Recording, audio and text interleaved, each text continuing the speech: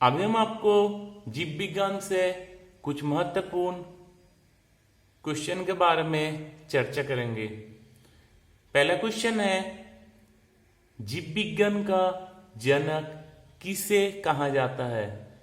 जीव विज्ञान का जनक किसे कहा जाता है, यानी who is called the father of biology? इसका करेक्ट आंसर है एरिस्टोटल यानी अरस्तु। अरस्तु को जीव विज्ञान का जनक यानी फादर ऑफ बायोलॉजी कहा जाता है।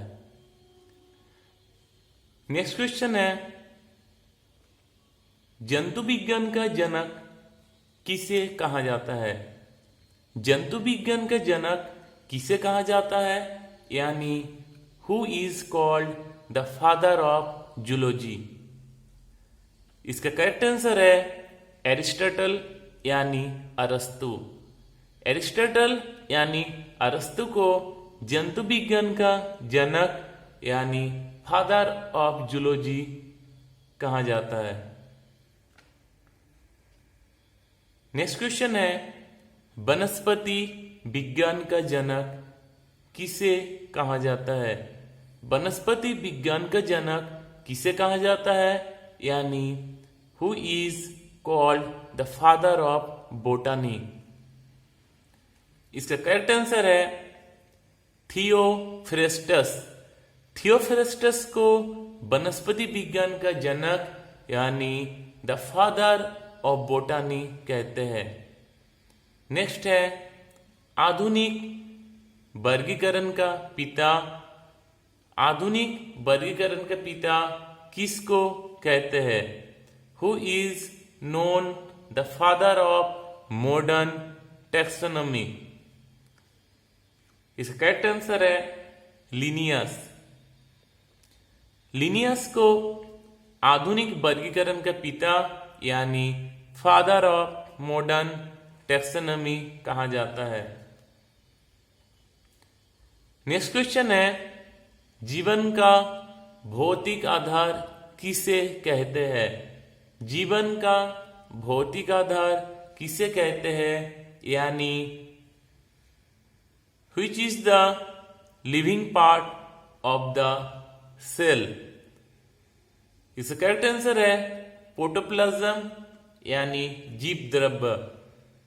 प्रोटोप्लाज्म यानी जीव द्रव्य को जीवन का भौतिक आधार यानी living part of the cell कहते हैं। नेक्स्ट क्वेश्चन जो बहुत इंपॉर्टेंट है, सबसे छोटी कोशिका कौन सा है? सबसे छोटी कोशिका कौन सा है, यानी which cell is the smallest cell? which cell is the smallest cell? इसका करेक्ट आंसर है mycoplasma gallisepticum. Mycoplasma gallisepticum is the smallest cell यानी सबसे छोटी कोशिका है। नेक्स्ट है, सबसे लंबी कोशिका कौन सा है? सबसे लंबी कोशिका कौन सा है, यानी which cell is the longest cell? इसका करेक्ट आंसर है तंत्रिका तंत्र की कोशिका यानी न्यूरॉन। न्यूरॉन सबसे लंबी कोशिका यानी लॉन्गेस्ट सेल है। नेक्स्ट क्वेश्चन, सबसे बड़ी कोशिका कौन सा है? सबसे बड़ी कोशिका कौन सा है, यानी which cell is the biggest cell? इसका करेक्ट आंसर है शुतुरमुर्ग के अंडे यानी ऑस्ट्रिच एग। शुतुरमुर्ग के अंडे यानी ऑस्ट्रिच एग सबसे बड़ी कोशिका यानी द बिगेस्ट सेल है। ये जो तीन क्वेश्चन है बहुत इंपॉर्टेंट है। सबसे छोटी कोशिका कौन सा है? Mycoplasma gallisepticum. सबसे लंबी कोशिका कौन सा है? तंत्रिका तंत्र की कोशिका यानी न्यूरॉन। सबसे बड़ी कोशिका कौन सा है? शुतुरमुर्ग के अंडे यानी ऑस्ट्रिच एग। नेक्स्ट क्वेश्चन है,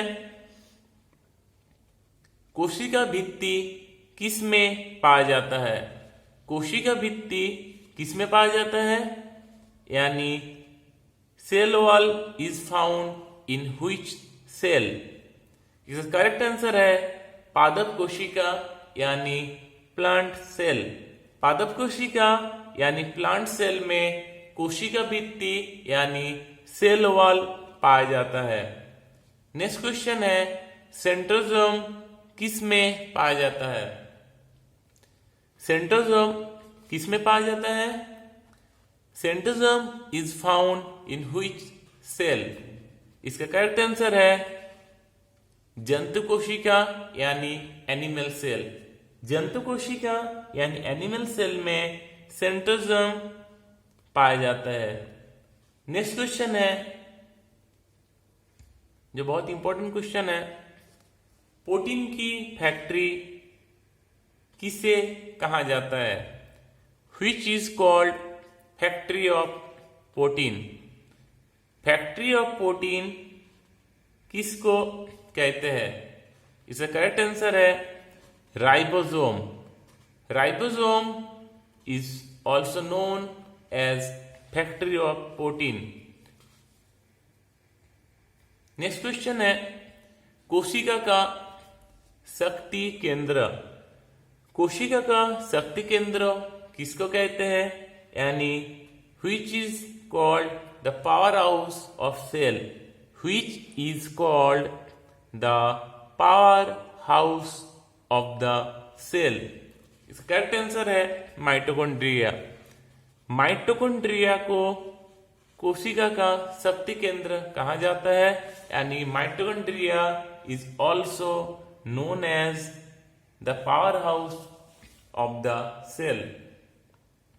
नेक्स्ट क्वेश्चन है आत्मघाती थैली किसको कहते हैं?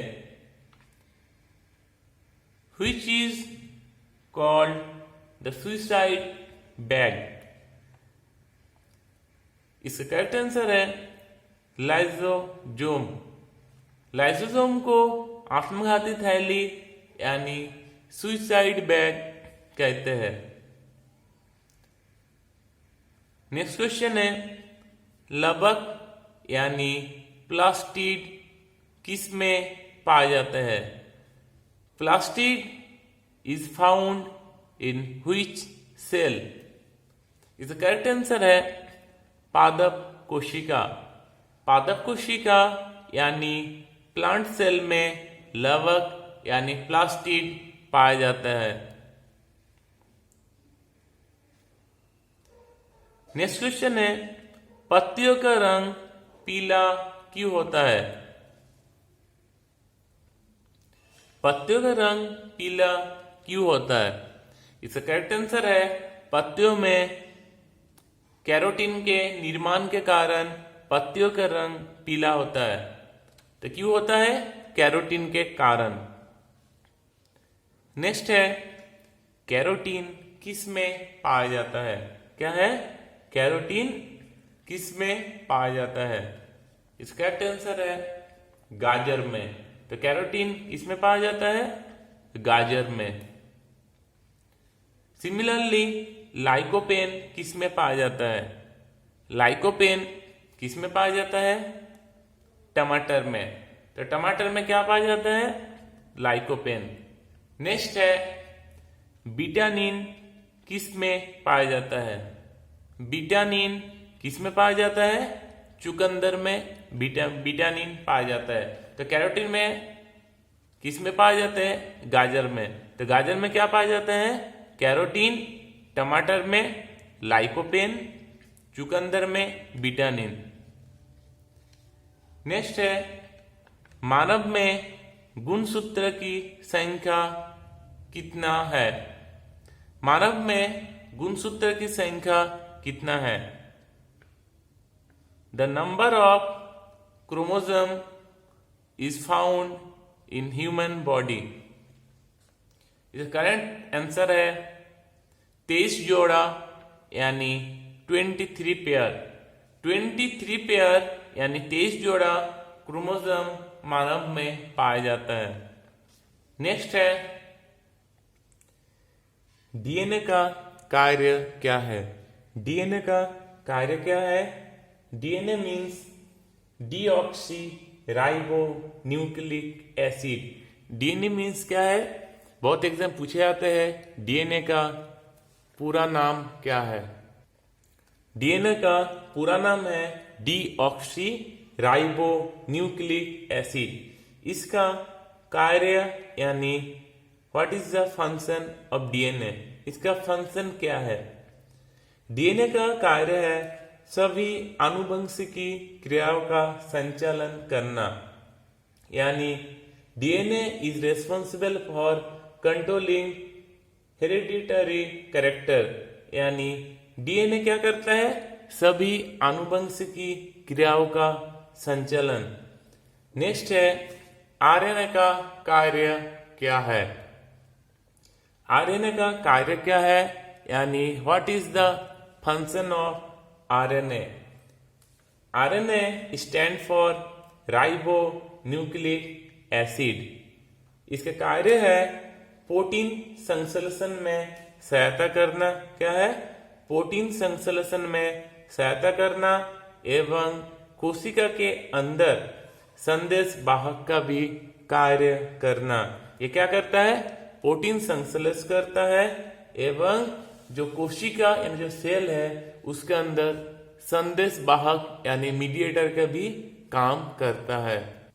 तो इसका फंक्शन क्या है?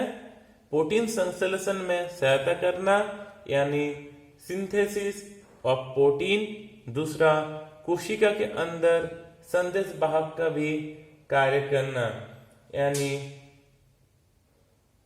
it brings the message from DNA found in the nucleus to cytoplasm in the coded form।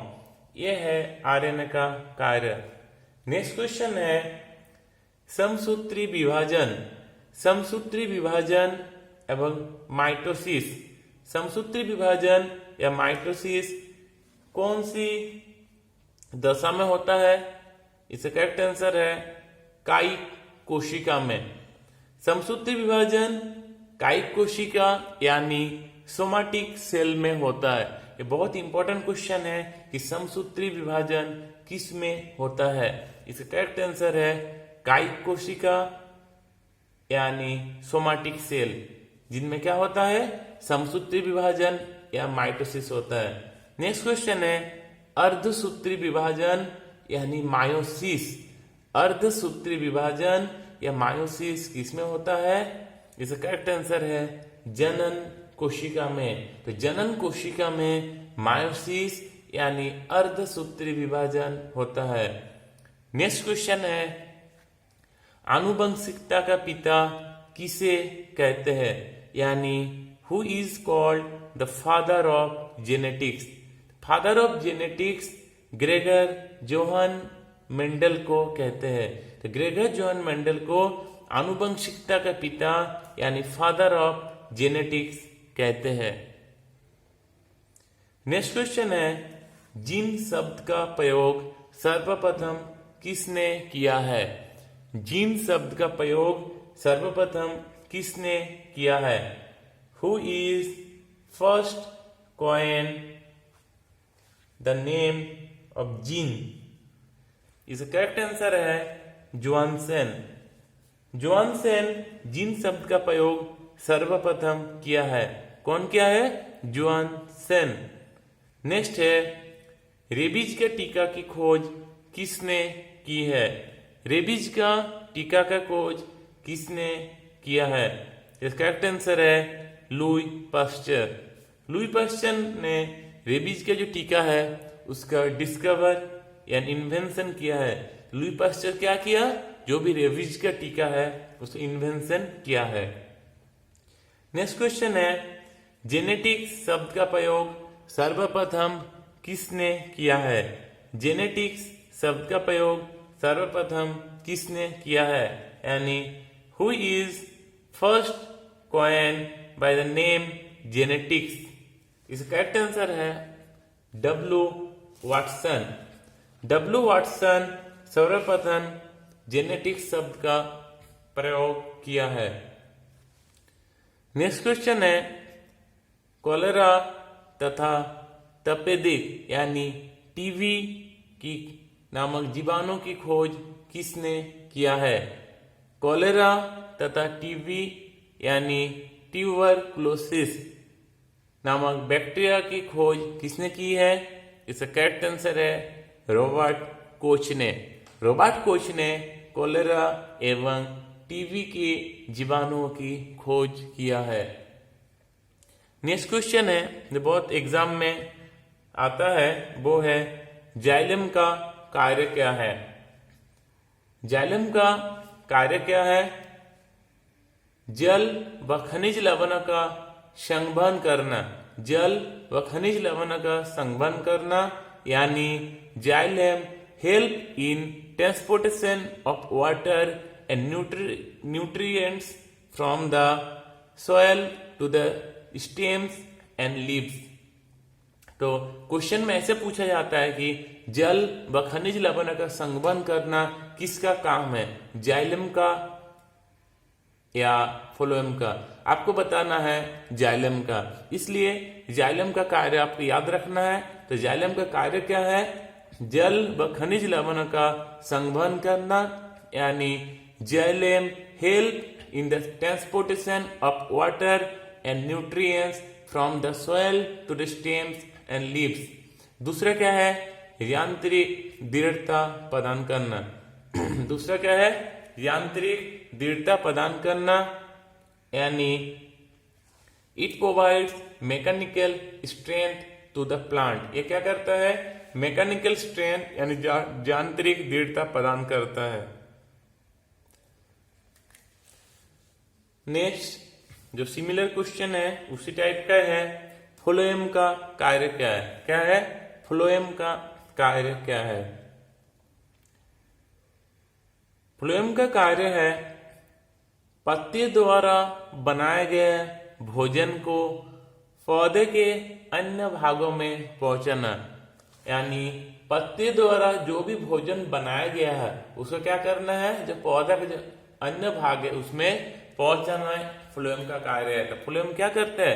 पत्ता यानी जो पत्ता जो खाना बनाता है ना उसको क्या करता है? पौधे का अन्य भागों में भेजता है यानी the transportation of food and nutrients from leaves to other part of the plant. मतलब यही है जो पत्ते जो भोजन बनाता है उसको क्या करता है? पौधे के अन्य भागों में भेजना है।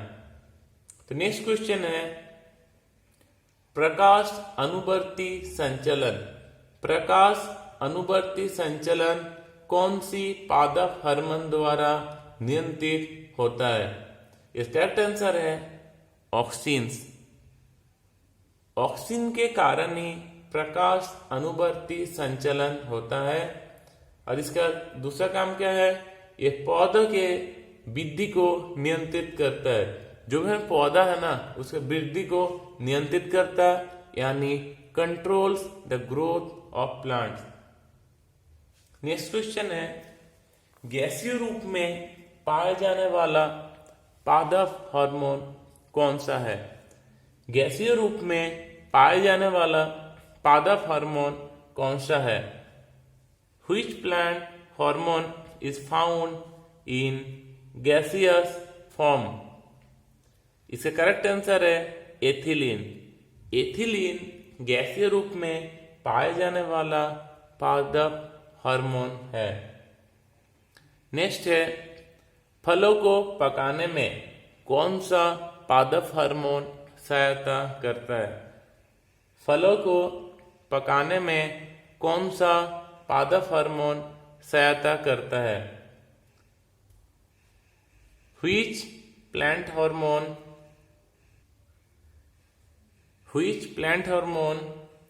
is responsible for ripening the fruit? इसका करेक्ट आंसर है एथिलीन। एथिलीन क्या करता है? फलों को पकाने में मदद करता है और ये गैसीय रूप में पाए जाने वाला एक पादप हार्मोन है। नेक्स्ट क्वेश्चन है फूल खिलाने वाला हार्मोन। फूल खिलाने वाला हार्मोन किसको कहते हैं? फ्लोरिजेंस को फूल खिलाने वाला हार्मोन कहते हैं। तो फूल खिलाने वाला हार्मोन किसको कहते हैं? फ्लोरिजेंस को। नेक्स्ट है, कौन सा पादप हार्मोन पौधे के जख्म भरता है? कौन सा पादप हार्मोन पौधे का जख्म भरता है? Which plant hormone helps the form in injured cell? इसका करेक्ट आंसर है ट्राउमेटिन। ट्राउमेटिन क्या करता है? पौधे के जख्म को भरता है। कौन सा पादप हार्मोन पौधे के जख्म भरता है? इसका करेक्ट आंसर है ट्राउमेटिन। ट्राउमेटिन एक ऐसा पादप हार्मोन है जो पौधे का जख्म भरता है। नेक्स्ट क्वेश्चन है, बौने पौधे को लंबा करने में सहायक पादप हार्मोन का नाम क्या है? बौने पौधे को लंबा करने में सहायक पादप हार्मोन का नाम क्या है? Which plant hormones help dwarf plants into long plants? इसका करेक्ट आंसर है जिब्रेलिन्स। जिब्रेलिन्स क्या करते हैं? बौने पौधे को लंबा करने में सहायक पादप हार्मोन्स है। नेक्स्ट क्वेश्चन है, सबसे बड़ा आवृतबीजी वृक्ष यानी द लार्जेस्ट एंजियोस्पर्म ट्री कौन सा है? सबसे बड़ा आवृतबीजी वृक्ष कौन सा है? इसका करेक्ट आंसर है यूकेलिप्टस। यूकेलिप्टस सबसे बड़ा आवृतबीजी वृक्ष यानी लार्जेस्ट एंजियोस्पर्म ट्री है। नेक्स्ट क्वेश्चन है, संसार में सबसे लंबा वृक्ष कौन सा है? संसार में सबसे लंबा वृक्ष यानी the longest tree in the world कौन सा है? इसका करेक्ट आंसर है Sikoa. Sikoa is the longest tree in the world, यानी सिकोआ संसार में सबसे लंबा वृक्ष है। नेक्स्ट क्वेश्चन है,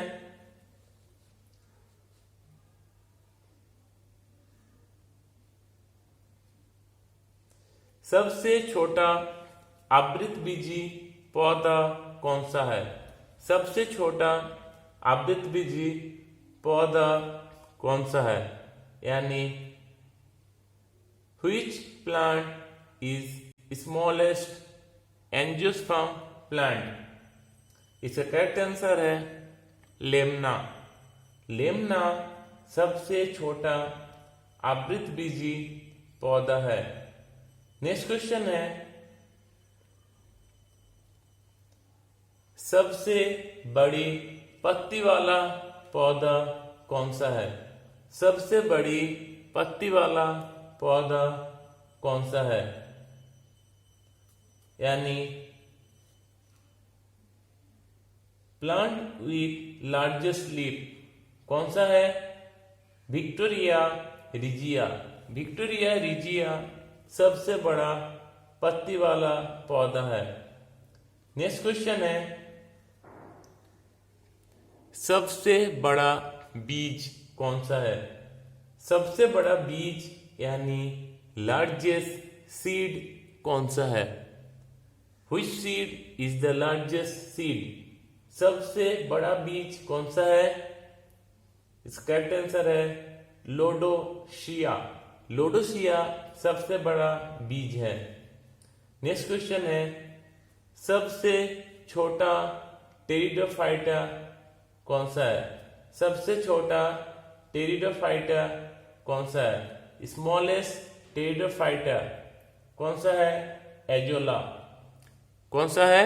एजोला। एजोला एक जलीय पादप है, यानी azolla is an aquatic plant. Next question है, सबसे छोटा बीज कौन सा है? नेक्स्ट क्वेश्चन कौन सा है? सबसे छोटा बीज कौन सा है, यानी स्मॉलेस्ट सीड। इसका करेक्ट आंसर है अर्किड। अर्किड सबसे छोटा बीज यानी स्मॉलेस्ट सीड है। नेक्स्ट क्वेश्चन है, सबसे छोटा पुष्प कौन सा है? सबसे छोटा पुष्प यानी smallest flower, which flower is smallest flower? इसका करेक्ट आंसर है ब्लूफिया। ब्लूफिया सबसे छोटा पुष्प है। ब्लूफिया क्या है? सबसे छोटा पुष्प यानी स्मॉलेस्ट फ्लावर है। नेक्स्ट क्वेश्चन है, सबसे बड़ा पुष्प यानी which flower is largest flower? सबसे बड़ा पुष्प यानी लार्जेस्ट फ्लावर कौन सा है? करेक्ट आंसर है रैफलेसिया ऑर्नोल्डाई। रैफलेसिया ऑर्नोल्डाई सबसे बड़ा पुष्प यानी लार्जेस्ट फ्लावर है। नेक्स्ट क्वेश्चन है, सबसे छोटा आवृतबीजी परजीवी कौन सा है? सबसे छोटा आवृतबीजी परजीवी कौन सा है, यानी स्मॉलेस्ट एंजियोस्पर्म पैरासाइट कौन सा है? करेक्ट आंसर है आर्सिथोबियम। आर्सिथोबियम सबसे छोटा आवृतबीजी परजीवी है।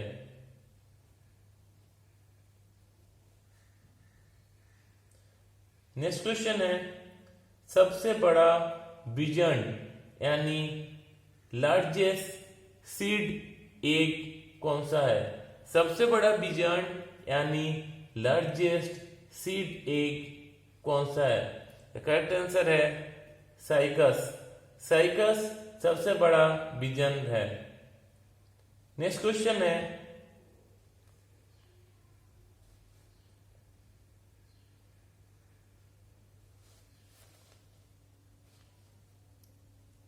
सबसे छोटी कोशिका कौन सा है? सबसे छोटी कोशिका है माइकोप्लाज्मा गैलीसेप्टिकम। नेक्स्ट क्वेश्चन है, मानव शरीर की सबसे बड़ी मांसपेशी कौन सा है? मानव शरीर की सबसे बड़ी मांसपेशी कौन सा है, यानी the largest muscle of the human body? Largest muscle of the human body कौन सा है? इसका करेक्ट आंसर है ग्लूटियस मैक्सिमस। ग्लूटियस मैक्सिमस यानी क्या बोलते हैं इसको? कुल्ला की मांसपेशी यानी मसल ऑफ द हिप। ये क्या है? सबसे बड़ी मांसपेशी यानी largest muscle of the human body. Next question है, मानव शरीर का सबसे छोटी मांसपेशी कौन सा है, यानी the smallest muscle of the human body? The smallest muscle of the human body कौन सा है? स्टेपिडियस। स्टेपिडियस मानव शरीर का सबसे छोटी मांसपेशी है। नेक्स्ट क्वेश्चन है, मानव शरीर का सबसे लंबी मांसपेशी कौन सा है? मानव शरीर का लंबी मांसपेशी कौन सा है? इसका करेक्ट आंसर है सर्टोरियस मसल। सर्टोरियस मसल क्या है? मानव शरीर का सबसे लंबी मांसपेशी है।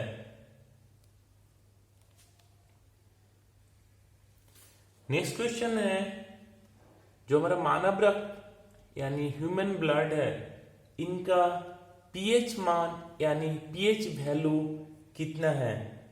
तो मानव रक्त का पीएच मान यानी पीएच वैल्यू है 7.4। नेक्स्ट क्वेश्चन है,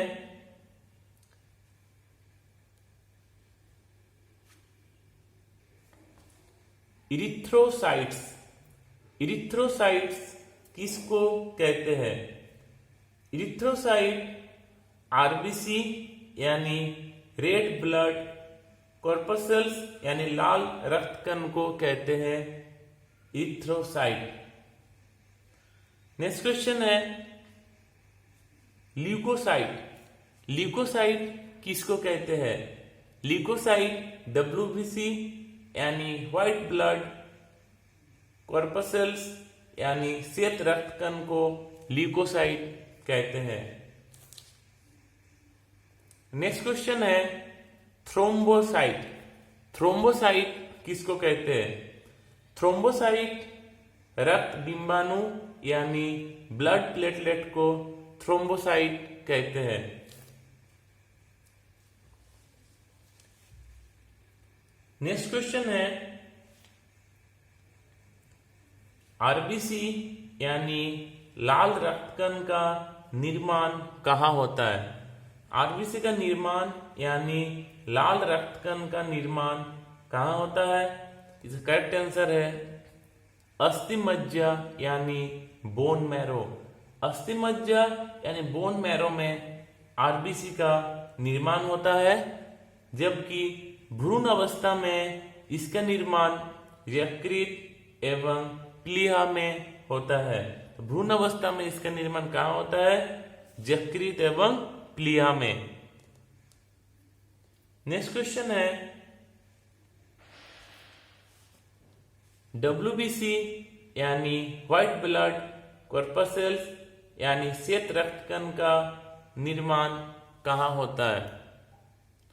इसका करेक्ट आंसर है श्वेत रक्त कण का निर्माण अस्थिमज्जा, लिम्फ नोड एवं कभी कभी यकृत यानी लीवर एवं प्लीहा यानी स्प्लीन में होता है। तो श्वेत रक्त कण का निर्माण कहाँ होता है? Bone marrow, lymph node, liver एवं स्प्लीन में होता है। नेक्स्ट क्वेश्चन है रक्त बिंबाणु यानी ब्लड प्लेटलेट का निर्माण कहाँ होता है? रक्त बिंबाणु यानी ब्लड प्लेटलेट का निर्माण कहाँ होता है? द करेक्ट आंसर है अस्थिमज्जा यानी बोन मैरो में होता है। कहाँ होता है? बोन मैरो में। नेक्स्ट क्वेश्चन है आरबीसी का यानी लाल रक्त कण का जीवन काल कितना दिन का होता है? आरबीसी का जीवन काल कितना दिन का होता है? 20 से 120 दिन का होता है आरबीसी का जीवन काल। तो आरबीसी का जीवन काल कितना दिन का होता है? 20 से 120 यानी 20 से 120 दिन का आरबीसी का जीवन काल होता है। नेक्स्ट क्वेश्चन है डब्ल्यूबीसी यानी श्वेत रक्त कण का जीवन काल कितना दिन का होता है?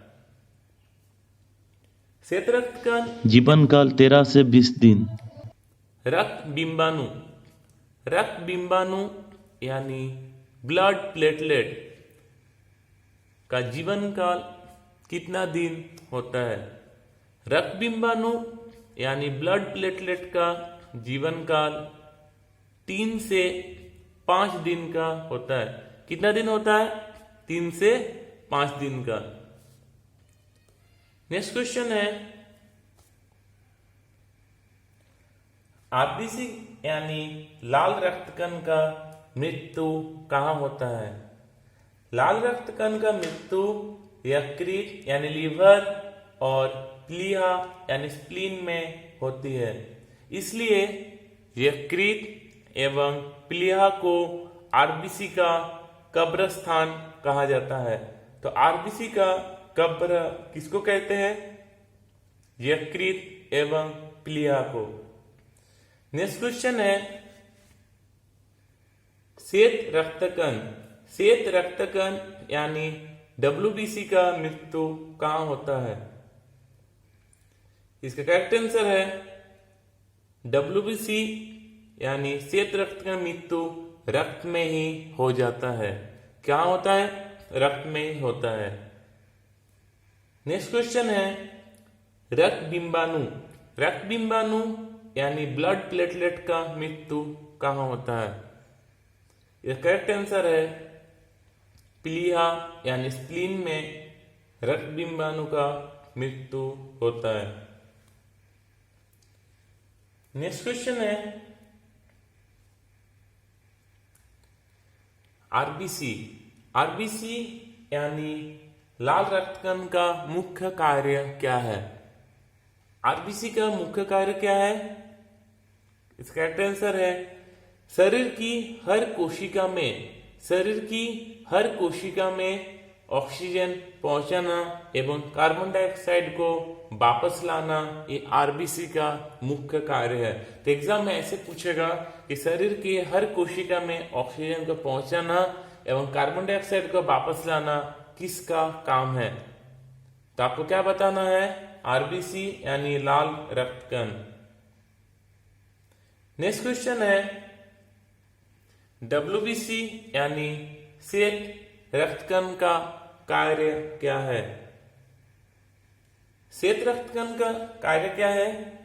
करेक्ट आंसर है शरीर को रोगों के संक्रमण से बचाना है। शरीर को क्या करना है? रोगों का संक्रमण से बचाना है। तो आरबीसी का मुख्य कार्य क्या है? शरीर को रोगों के संक्रमण से बचाना है। नेक्स्ट क्वेश्चन है रक्त बिंबाणु का मुख्य कार्य क्या है? रक्त बिंबाणु यानी ब्लड प्लेटलेट का मुख्य कार्य क्या है? रक्त बिंबाणु का मुख्य कार्य है रक्त के थक्का बनाने में मदद करना। क्या करना है? रक्त के जो थक्का बनता है ना रक्त का, उसको बनाने में मदद करना। अब हम इसको एक बार इसका शॉर्ट में डिस्कस कर लेते हैं। जो आरबीसी, डब्ल्यूबीसी एवं ब्लड प्लेटलेट के बारे में पढ़ा हूं। पहले आरबीसी को यानी लाल रक्त कण को क्या कहते हैं? इरिथ्रोसाइट। डब्ल्यूबीसी को ल्यूकोसाइट एवं रक्त बिंबाणु एवं ब्लड प्लेटलेट को क्या कहते हैं? थ्रोम्बोसाइट। तो इरिथ्रोसाइट लाल रक्त कण को, ल्यूकोसाइट श्वेत रक्त कण को एवं थ्रोम्बोसाइट रक्त बिंबाणु को कहते हैं। लाल रक्त कण का निर्माण अस्थि मज्जा में होता है। श्वेत रक्त कण का निर्माण भी अस्थि मज्जा में, लिम्फ नोड में एवं यकृत एवं कभी प्लीहा में भी होता है। रक्त बिंबाणु का निर्माण अस्थि मज्जा में होता है। नेक्स्ट आरबीसी का जीवन काल 20 से 120 दिन का होता है एवं ब्लड प्लेटलेट का जीवन काल 3 से 5 दिन का होता है।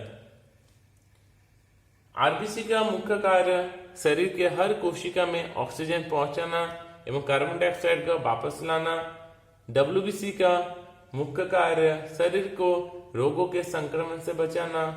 रक्त बिंबाणु का यानी ब्लड प्लेटलेट का मुख्य कार्य रक्त के थक्का बनाने में मदद करना। नेक्स्ट क्वेश्चन है हीमोग्लोबिन में पाया जाने वाला लौह यौगिक का नाम क्या है? है पचे हुए भोजन का अवशोषण। पचे हुए भोजन का अवशोषण कहाँ होता है? पचे हुए भोजन का अवशोषण छोटी आंत यानी स्मॉल इंटेस्टाइन में होता है। पचे हुए भोजन का अवशोषण कहाँ होता है? छोटी आंत में होता है। यहाँ से निकलने वाले एंजाइम का क्या नाम है? एक इरेप्सिन, मोल्टेज, सुक्रेज, लैक्टेज एवं लाइपेज। नेक्स्ट क्वेश्चन है मानव शरीर का सबसे कठोर भाग कौन सा है? मानव शरीर का सबसे कठोर भाग कौन सा है? करेक्ट आंसर है इनामेल। इनामेल मानव शरीर का सबसे कठोर भाग है। नेक्स्ट क्वेश्चन है मानव शरीर की सबसे बड़ी ग्रंथि कौन सा है? मानव शरीर की सबसे बड़ी ग्रंथि यानी the largest gland of the human body कौन सा है? करेक्ट आंसर है लीवर यानी यकृत। लीवर यानी यकृत मानव शरीर की सबसे बड़ी ग्रंथि है जिनका वजन लगभग 1.5 से 2 किलो का होता है। नेक्स्ट क्वेश्चन है पित्त। पित्त कहां से स्रावित होता है? पित्त यकृत द्वारा स्रावित होता है। पित्त कहां से स्रावित होता है? यकृत द्वारा स्रावित होता है।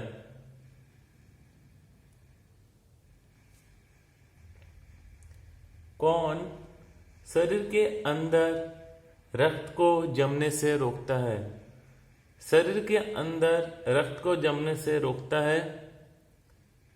हिपेरिन नामक प्रोटीन शरीर के अंदर रक्त को जमने से रोकता है जिनका उत्पादन यकृत के द्वारा होता है।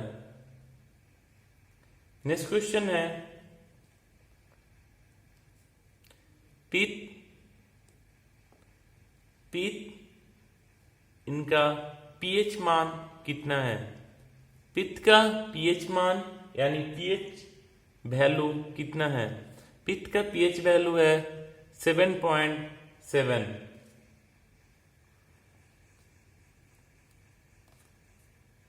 नेक्स्ट क्वेश्चन है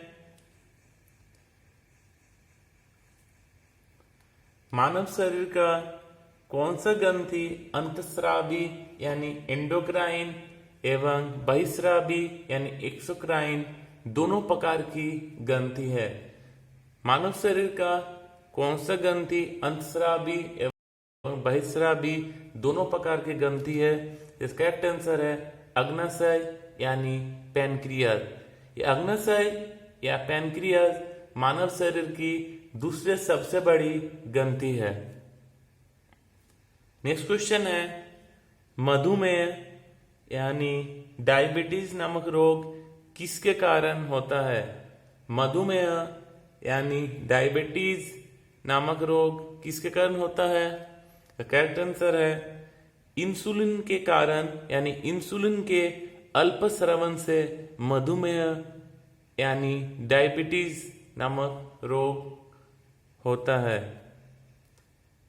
नेक्स्ट क्वेश्चन है हाइपोग्लाइसेमिया किनके कारण होता है?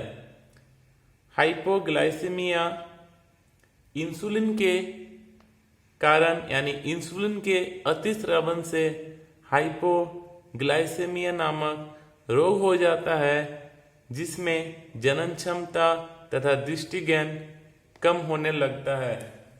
तो हाइपोग्लाइसेमिया किस कारण होता है? इंसुलिन के अतिस्रवण से एवं इंसुलिन के अल्प स्रवण से मधुमेह नामक रोग होता है। नेक्स्ट क्वेश्चन है लार में कौन सा एंजाइम होता है? लार में टाइलिन होता है। लार में कौन सा एंजाइम होता है? टाइलिन एंजाइम होता है। नेक्स्ट क्वेश्चन है जठर रस। जठर रस में कौन सा एंजाइम होता है? पेप्सिन एवं रेनिन। पेप्सिन एवं रेनिन।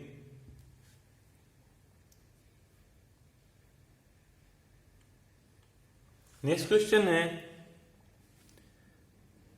रक्त परिसंचरण तंत्र यानी सर्कुलेटरी सिस्टम।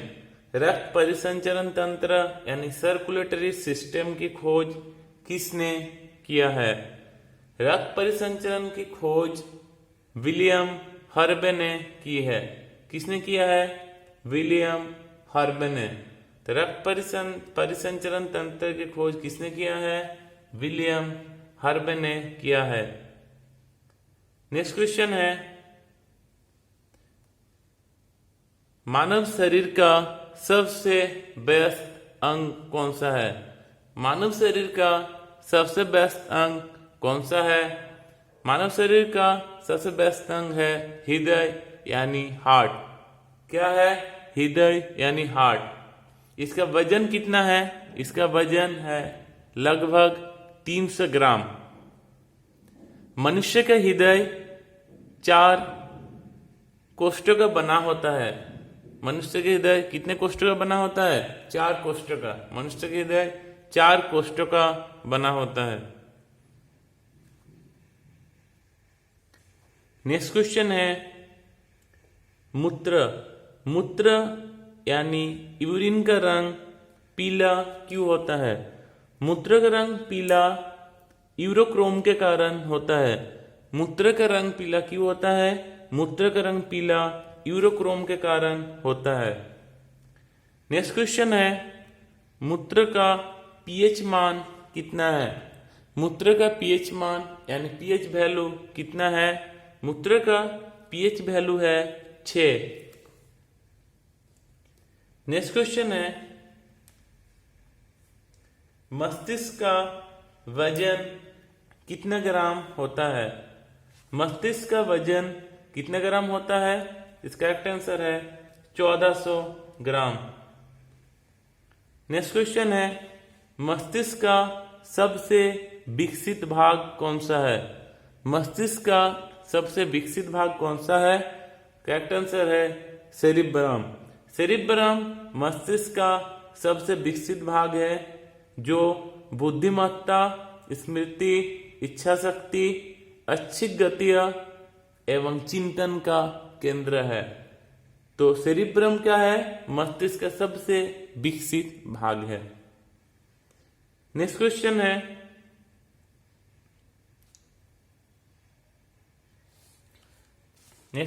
है सामान्य मनुष्य का रक्तदाब कितना है? सामान्य मनुष्य का रक्तदाब यानी the blood pressure of a normal human कितना है? 120/80 mmHg यानी सिस्टोलिक 120 एवं डायस्टोलिक 80। नेक्स्ट क्वेश्चन है रक्तदाब मापने वाला यंत्र का नाम क्या है? रक्तदाब मापने वाला यंत्र का नाम क्या है? यानी blood pressure is measured by किसके द्वारा रक्त मापा जाता है? करेक्ट आंसर है स्फिग्मो मैनोमीटर। क्या है? Sphygmo manometer. नेक्स्ट क्वेश्चन है हृदय की धड़कन को नियंत्रित करने वाला हार्मोन कौन सा है? Which hormone control the heart beat यानी हृदय की धड़कन को नियंत्रित करने वाला हार्मोन कौन सा है? इसका करेक्ट आंसर है थायरॉक्सिन एवं एड्रेनलिन। थायरॉक्सिन एवं एड्रेनलिन हार्मोन स्वतंत्र रूप से हृदय की धड़कन को नियंत्रित करता है। नेक्स्ट क्वेश्चन है सामान्य अवस्था में मनुष्य का हृदय 1 मिनट में कितने बार धड़कता है? In a normal condition, the heart of the human beats is how many times? यानी सामान्य अवस्था में मनुष्य के हृदय 1 मिनट में कितने बार धड़कता है? करेक्ट आंसर है 72 टाइम्स यानी 72 बार। नेक्स्ट क्वेश्चन है वृक्क यानी किडनी। किडनी के बाहरी भाग को क्या कहते हैं? किडनी के बाहरी भाग को कोटेक्स कहते हैं। तो कोटेक्स इसको कहते हैं, किडनी के बाहरी भाग का कोटेक्स कहते हैं। साथ ही आपको ये बताना जा रहा हूं कि किडनी के भीतरी भाग को मेडुला कहते हैं। अगर पूछते हैं आपको मेडुला किसको कहते हैं? किडनी के भीतरी भाग को मेडुला एवं बाहरी भाग को कोटेक्स कहते हैं। नेक्स्ट क्वेश्चन है मनुष्य में कितनी जोड़ी कपाल तंत्रिकाएं यानी क्रैनियल नर्व पाया जाता है? मनुष्य में कितनी जोड़ी कपाल तंत्रिकाएं यानी क्रैनियल नर्व पाया जाता है? या करेक्ट आंसर है 12 जोड़ी। तो 12 जोड़ी कपाल तंत्रिकाएं पाए जाते हैं। नेक्स्ट क्वेश्चन है, मनुष्य में कितने जोड़ी मेरुरज तंत्रिकाएं यानी स्पाइनल नार्व पाया जाता है? मनुष्य में कितने जोड़ी मेरुरज तंत्रिकाएं यानी स्पाइनल नार्व पाया जाता है? मनुष्य में 31 जोड़ी स्पाइनल नार्व पाए जाते हैं। नेक्स्ट क्वेश्चन है, मनुष्य की शरीर में हड्डियों की संख्या कितना है? मनुष्य के शरीर में हड्डियों की संख्या कितना है? यानी the total number of bones in human body, the total number of bones in human body कितना है? 206। मनुष्य के शरीर में हड्डियों की संख्या कितना है? 206। नेक्स्ट क्वेश्चन है, सबसे बड़ी हड्डी, सबसे बड़ी हड्डी यानी the longest and strongest bone of the body, सबसे बड़ी हड्डी कौन सा है? करेक्ट आंसर है जांग की हड्डी यानी बोन ऑफ थाई, फीमर। सबसे बड़ी हड्डी कौन सा है? फीमर। किसको बोलते हैं? बोन ऑफ थाई यानी जांग की हड्डी। तो सबसे बड़ी हड्डी कौन सा है? फीमर। नेक्स्ट क्वेश्चन है, सबसे छोटी हड्डी, सबसे छोटी हड्डी यानी the smallest bone of the body, the smallest bone of the body कौन सा है? इसका करेक्ट आंसर है स्टेप्स। स्टेप्स सबसे छोटा हड्डी यानी the smallest bone of the body. ये कहां पाया जाता है? कानों में पाया जाता है। कहां पाया जाता है? कानों में पाया जाता है। नेक्स्ट क्वेश्चन है, लिगामेंट्स किसको कहते हैं? लिगामेंट्स किसको कहते हैं? अस्थि से अस्थि के जोड़ को, यानी bone to bone join is called ligament. Ligament किसको कहते हैं? अस्थि से अस्थि के जोड़ को, यानी बोन टू बोन को जॉइन को लिगामेंट कहते हैं। और टेंडन किसको कहते हैं? टेंडन किसको कहते हैं? मांसपेशी एवं अस्थि के जोड़ को टेंडन कैसे कहते हैं? टेंडन किसको कहते हैं? The muscles and bones are joined together by tendon, यानी मसल एवं जो बोन्स है उसके जॉइन को टेंडम कहते हैं।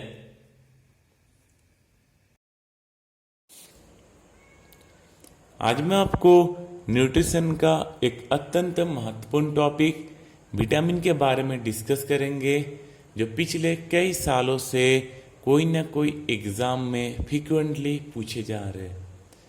विटामिन से जो क्वेश्चन आता है वो इस प्रकार है, विटामिनों का रासायनिक नाम, विटामिन के कमी से होने वाला रोग एवं घुलनशीलता के आधार पर विटामिनों को कितना भागों में बांटा गया।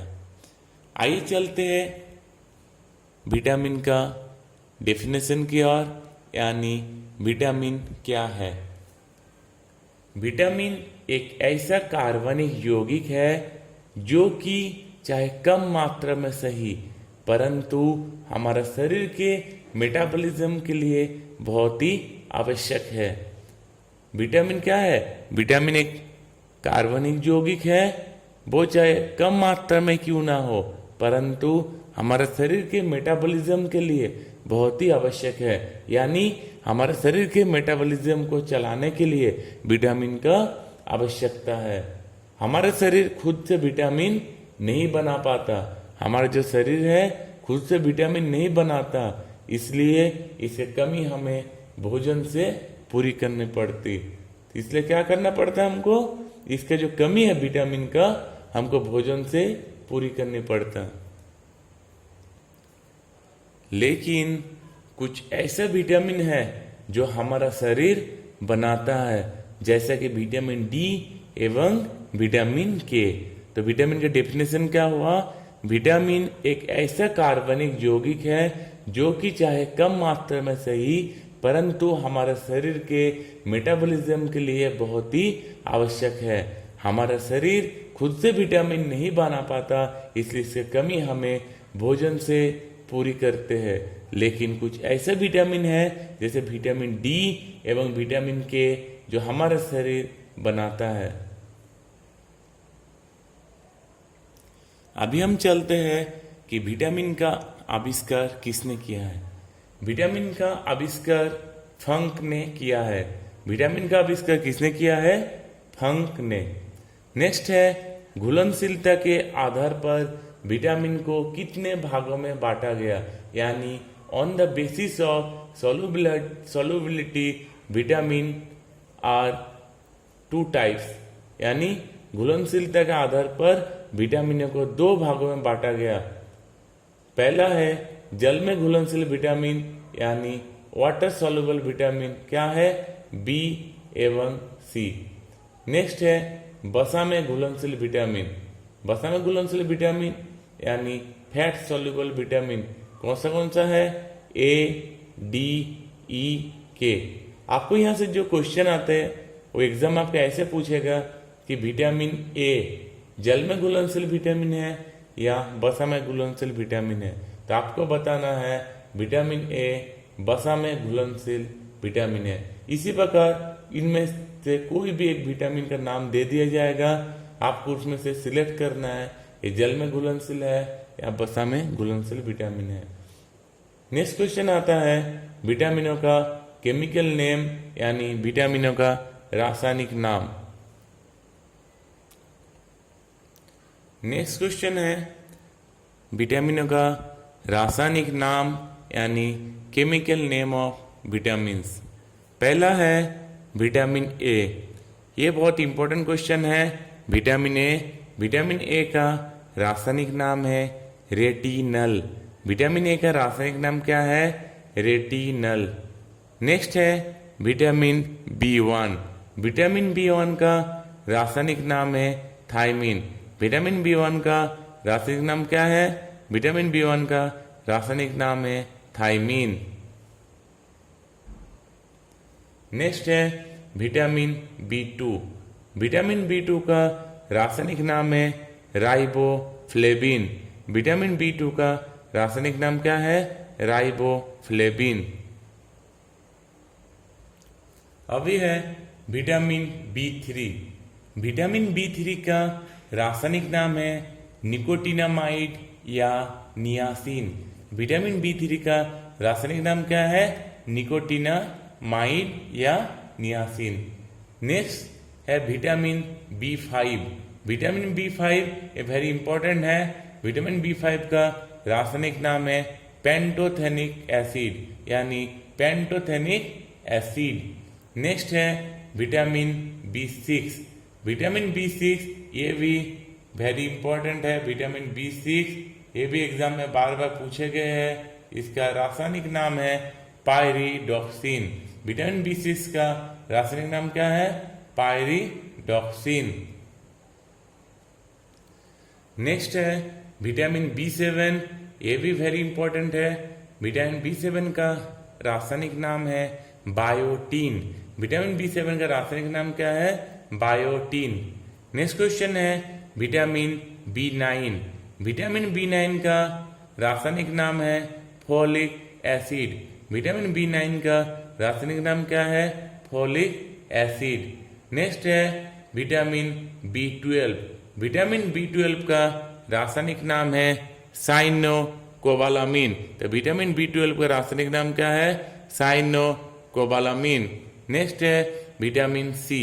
विटामिन सी का रासायनिक नाम है एस्कॉर्बिक एसिड। विटामिन सी जो काफी इंपॉर्टेंट है, इसका रासायनिक नाम क्या है? Ascorbic acid. नेक्स्ट है विटामिन डी। विटामिन डी का रासायनिक नाम है कैल्सीफेरल। विटामिन डी का रासायनिक नाम क्या है? कैल्सीफेरल। नेक्स्ट है विटामिन ई। विटामिन ई का रासायनिक नाम है टोकोफेरल। तो विटामिन ई का रासायनिक नाम क्या है? विटामिन ई का रासायनिक नाम है टोकोफेरल। और विटामिन के का रासायनिक नाम क्या है? विटामिन के का रासायनिक नाम है फिलोक्विनोन। विटामिन के का रासायनिक नाम क्या है? फिलोक्विनोन। अभी हम विटामिनों का रासायनिक नाम को एक बार दोबारा रिपीट करता हूँ। पहला है विटामिन ए। विटामिन ए का रासायनिक नाम है रेटिनल। विटामिन ए का रासायनिक नाम है रेटिनल। नेक्स्ट है विटामिन बी1। विटामिन बी1 का रासायनिक नाम है थायमीन। विटामिन बी1 का रासायनिक नाम है थायमीन। Next vitamin बी2। विटामिन बी2 का रासायनिक नाम है राइबोफ्लेविन। विटामिन बी2 का रासायनिक नाम है राइबोफ्लेविन। नेक्स्ट है विटामिन बी3। विटामिन बी3 का रासायनिक नाम है निकोटिनामाइड या नियासिन। विटामिन बी3 का रासायनिक नाम है निकोटिनामाइड या नियासिन। नेक्स्ट है विटामिन बी5। विटामिन बी5 का रासायनिक नाम है पेंटोथेनिक एसिड। नेक्स्ट है विटामिन बी6, जो काफ़ी इंपॉर्टेंट रहा। विटामिन बी6 का रासायनिक नाम है पायरिडॉक्सिन। नेक्स्ट है विटामिन बी7। विटामिन बी7 का रासायनिक नाम है बायोटीन। विटामिन बी9। विटामिन बी9 का रासायनिक नाम है फोलिक एसिड। विटामिन बी9 का रासायनिक नाम है फोलिक एसिड। नेक्स्ट है विटामिन बी12। विटामिन बी12 का रासायनिक नाम है cyanocobalamin. Next vitamin C. Vitamin C का रासायनिक नाम है एस्कॉर्बिक एसिड। नेक्स्ट है विटामिन डी। विटामिन डी का रासायनिक नाम है कैल्सीफेरल। विटामिन डी का रासायनिक नाम है कैल्सीफेरल। नेक्स्ट है विटामिन ई। विटामिन ई का रासायनिक नाम है टोकोफेरल। विटामिन ई का रासायनिक नाम क्या है? टोकोफेरल। नेक्स्ट है विटामिन के। विटामिन के का रासायनिक नाम है फिलोक्विनोन। अभी हम विटामिन के कमी से होने वाला रोग यानी the disease cause by the deficiency of vitamin के बारे में डिस्कस करेंगे। पहला है विटामिन ए। विटामिन ए का कमी से रतुंधी यानी ब्लाइंडनेस नामक बीमारी होता है। साथ ही विटामिन ए का कमी से जीरफ्थैल्मिया भी होता है। विटामिन ए का कमी से क्या क्या होता है? रतुंधी एवं जीरफ्थैल्मिया।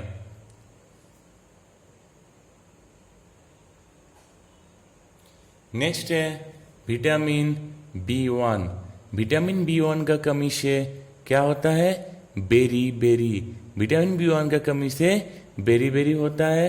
Next vitamin बी2। विटामिन बी2 का कमी से त्वचा एवं जीवा का फटना नामक दो बीमारी होता है, यानी क्रैकिंग ऑफ स्किन एवं क्रैकिंग ऑफ टंग। दोनों बीमारी विटामिन बी2 के कमी के कारण होता है। नेक्स्ट है विटामिन बी3। विटामिन बी3 का कमी से कौन सा बीमारी होता है? विटामिन बी3 की कमी से प्लेगरा नामक बीमारी होता है। नेक्स्ट है विटामिन बी5। विटामिन बी5 का कमी से बाल सफ़ेद होना यानी व्हाइटनिंग ऑफ हेयर एवं मन बुद्धि का होना, जिसे हम मेंटल रिटार्डनेस कहते हैं, ये दो बीमारी विटामिन बी5 के कमी के कारण होता है। नेक्स्ट है विटामिन बी6। विटामिन बी6 का कमी से एनीमिया एवं त्वचा का रोग होता है। विटामिन बी6 की कमी से कौन सा बीमारी होता है? एनीमिया एवं त्वचा का रोग होता है। नेक्स्ट है विटामिन बी7। विटामिन बी7 का कमी से पैरालिसिस यानी लगवा नामक भयंकर बीमारी होता है। और विटामिन बी7 का कमी से और एक बीमारी बालों का गिरना, जो मैक्सिमम आदमी का यानी ये कॉमन बीमारी पाया जाता है, किसके कमी से होता है? विटामिन बी7 की कमी से बालों का गिरना यानी फॉलिंग ऑफ हेयर नामक बीमारी होता है। नेक्स्ट है विटामिन B9। विटामिन B9 का कमी से एनीमिया एवं पेचिस रोग यानी डिसेंट्री नामक बीमारी होता है। तो विटामिन B9 के कमी से एनीमिया एवं पेचिस रोग होता है। नेक्स्ट है विटामिन B12। विटामिन B12 के कमी से भी एनीमिया होता है, यानी विटामिन B6, विटामिन B9 एवं विटामिन B12, यानी विटामिन B6, विटामिन B9 एवं विटामिन B12 ये तीनों विटामिनों की कमी से एनीमिया नामक एक कॉमन बीमारी पाया जाता है। नेक्स्ट है विटामिन सी। विटामिन सी की कमी से स्कारवी रोग होता है। विटामिन सी की कमी से कौन सा रोग होता है? स्कारवी रोग होता है। ये भी बहुत इंपॉर्टेंट क्वेश्चन है, बहुत एग्जाम में आ चुका है। एवं विटामिन सी की कमी से मसूड़े का भी फूलना यानी swelling of gums, vitamin C की कमी से मसूड़ा भी फूल जाता है। नेक्स्ट है विटामिन डी। विटामिन डी की कमी से रिकेट्स बच्चों में एवं वयस्क में ऑस्टियोमैलेशिया नामक दो घातक बीमारी होता है। तो विटामिन डी की कमी से कौन सा बीमारी होता है? रिकेट्स एवं ऑस्टियोमैलेशिया नामक दो घातक बीमारी होता है। नेक्स्ट है विटामिन ई। विटामिन ई की कमी से जनन शक्ति का कम होना यानी लेस फर्टिलिटी नामक घातक बीमारी होता है। विटामिन ई की कमी से कौन सा बीमारी होता है? जनन शक्ति का कम होना। नेक्स्ट है विटामिन के। विटामिन के का कमी से रक्त का थक्का ना बनना, यानी विटामिन के की कमी से रक्त का थक्का नहीं बनता, यानी नॉन क्लोटिंग ऑफ ब्लड, यानी विटामिन के का डिफिशिएंसी होने पर रक्त का थक्का नहीं बनेगा। अभी हम आपको एक बार रिवीजन करा देते हैं कि विटामिनों का कमी से होने वाला रोग। पहला है विटामिन ए का कमी से रतौंधी यानी जेरोफ्थेल्मिया नामक दो बीमारी होता है। तो विटामिन ए का कमी से कौन सा बीमारी होता है? रतौंधी एवं जेरोफ्थेल्मिया। Next vitamin B1। Vitamin B1 का कमी से बेरीबेरी नामक बीमारी होता है। एवं विटामिन B2। विटामिन B2 की कमी से त्वचा का फटना एवं जीवा का फटना, क्रैकिंग ऑफ स्किन एवं क्रैकिंग ऑफ टंग नामक दो बीमारी होता है। नेक्स्ट है विटामिन B3। विटामिन B3 का कमी से प्लेगरा नामक बीमारी होता है। ये बहुत इंपॉर्टेंट क्वेश्चन है कि प्लेगरा नामक बीमारी कौन सा विटामिन का कमी के कारण होता है? इसका करेक्ट आंसर क्या है? Vitamin B3। नेक्स्ट है विटामिन B5। विटामिन B5 का कमी से बाल सफेद होना यानी व्हाइटनिंग ऑफ हेयर एवं मन बुद्धि का होना, ये दो बीमारी होता है। नेक्स्ट है विटामिन B6। विटामिन B6 का कमी से एनीमिया एवं त्वचा का रोग होता है। नेक्स्ट है विटामिन B7।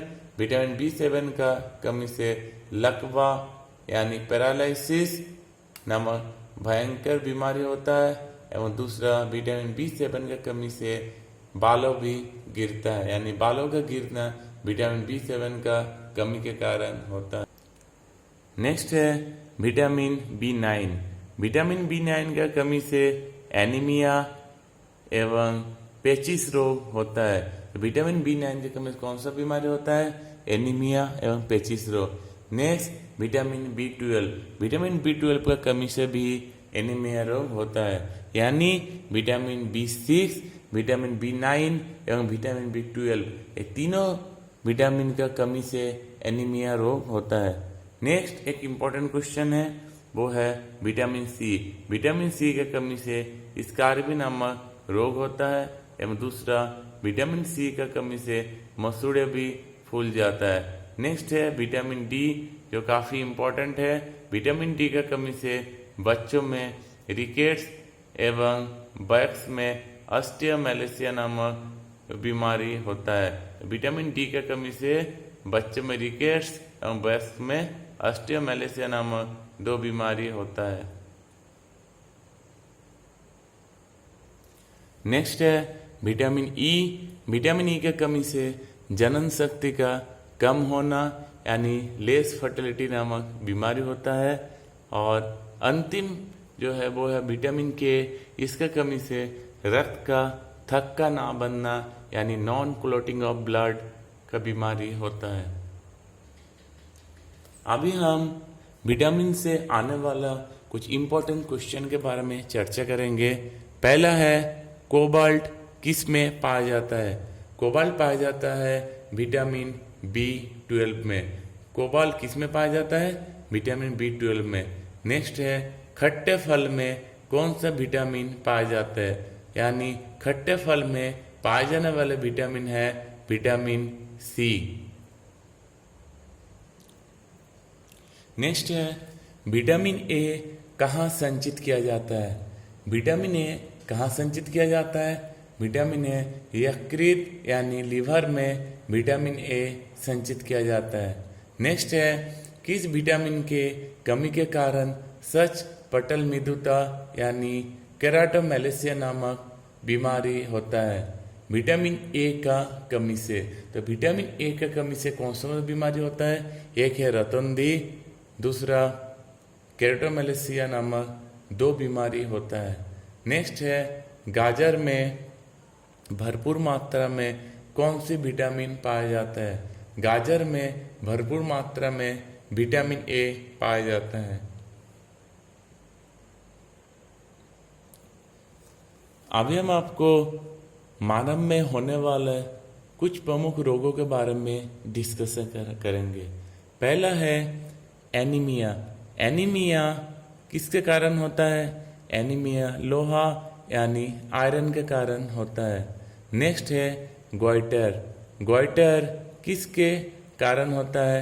गोइटर होता है आयोडीन के कारण। तो आयोडीन के कारण कौन सा बीमारी होता है?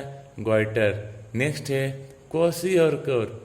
क्वाशियोरकर प्रोटीन का कमी के कारण होता है। तो क्वाशियोरकर किसके कारण होता है? प्रोटीन के कारण। नेक्स्ट है मिनामाटा रोग। मिनामाटा रोग पारा धातु के कारण होता है। तो मिनामाटा रोग किसके कारण होता है? पारा धातु के कारण।